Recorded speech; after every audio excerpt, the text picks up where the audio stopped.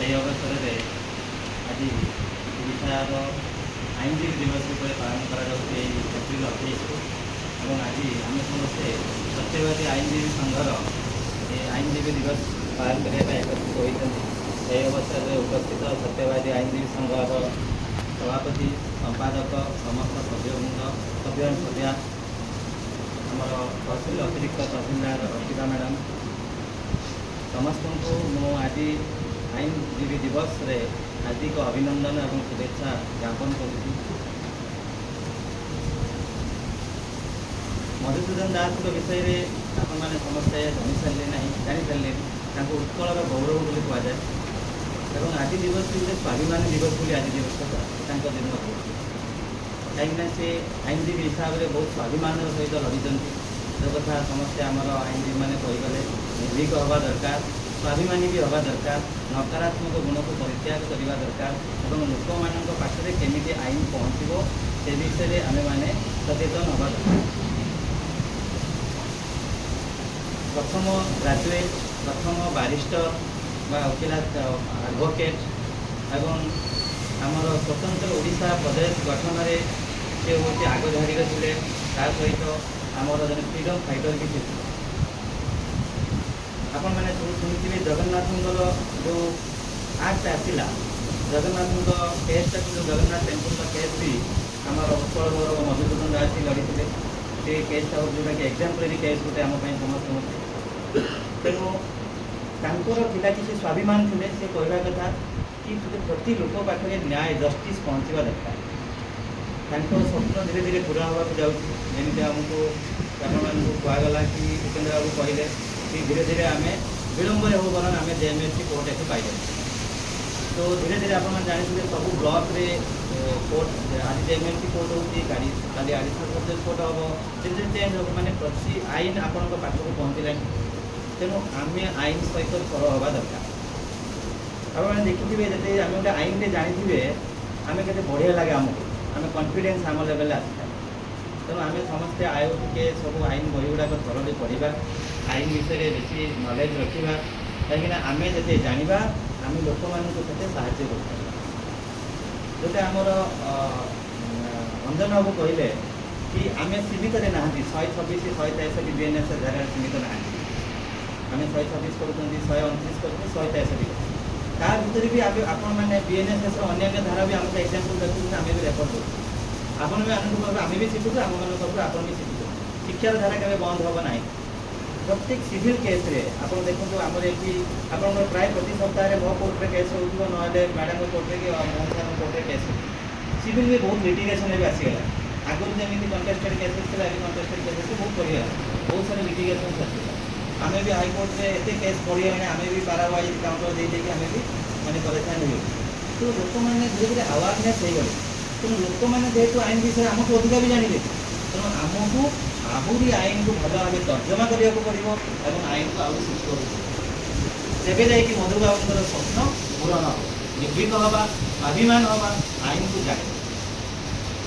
जमी आमको अंजन बाबू कहले कि गोटे केस रे आम अपोजिट पार्टी केसटा देखा आम ही केस जीति मुझे फिल कर बहुत केस फिल कर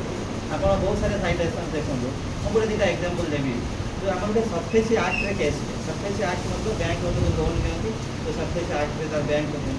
से 14 धारा हूँ कलेक्टर पावर अच्छी कलेक्टर पजेसन को ने नहीं हैंडओवर जिते सरफेसी आक्ट रे आम से लोक को नोटिस कलु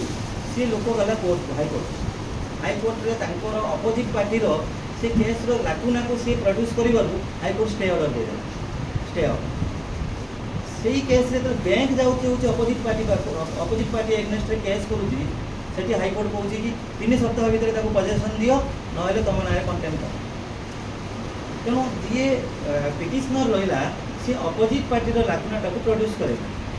तेणु सी मैंने से केस आप देखते आमको स्टेटस को स्टे ऑर्डर भी मिलूँ से केस आमको कौन 3 सप्ताह भितर पजेसन दियो ना तुम कंटेम्प्ट भी हो तेणु आम केस को तर्जमा करवा दरकार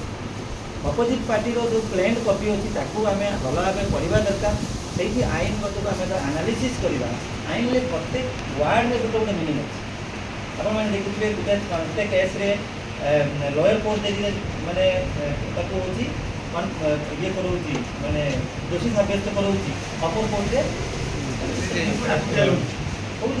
नहीं प्रत्येक आईन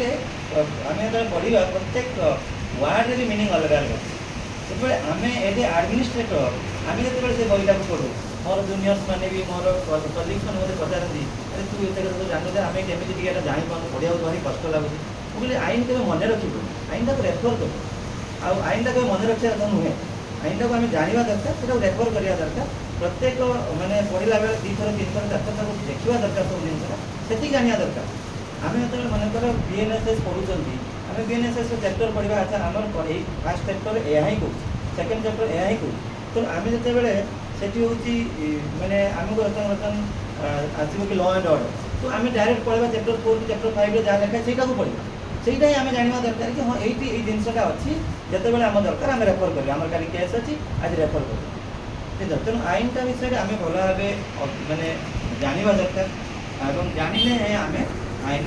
आम पाक जो लोक मैंने आसुँच आम न्याय दे पार तो जो आमर जो आईन अच्छी बहुत पुराना आईन अच्छी से बहुत माने असुविधा भी होती गवर्नमेंट धीरे धीरे चेंज कर जानते रीतिनीति आईन आम नुआ आई बहुत पुराना आईन को भी आम हटाऊँ नुआ आईन भी सरकार आणुंट तो सरकार ये दिगरे सचेतन अच्छे से कार्य कर जोटा आम डिस्कसन कले कि आईनजीवी को नकारात्मक होगा उचित नुह नेगेटिव जिन हवा कथा नुह आम सब पॉजिटिविटी ही काम करवा उचित कहीं पॉजिटिविटी ही बहुत सारे एनर्जी आम भितर आनी था पॉजिटिविटी ही आम आम आईनजीवी कैरियर को आरंभ करवा शेष भी करवा उचित आईनजीवी कैरियर में केवे समाप्ति ना डाक्तर जमी कैरियर समाप्ति ना आपण कैरियर कर समाप्ति आज मुझे तत्वार अच्छी कल रिटायर्ड हो मत कहीं पचारे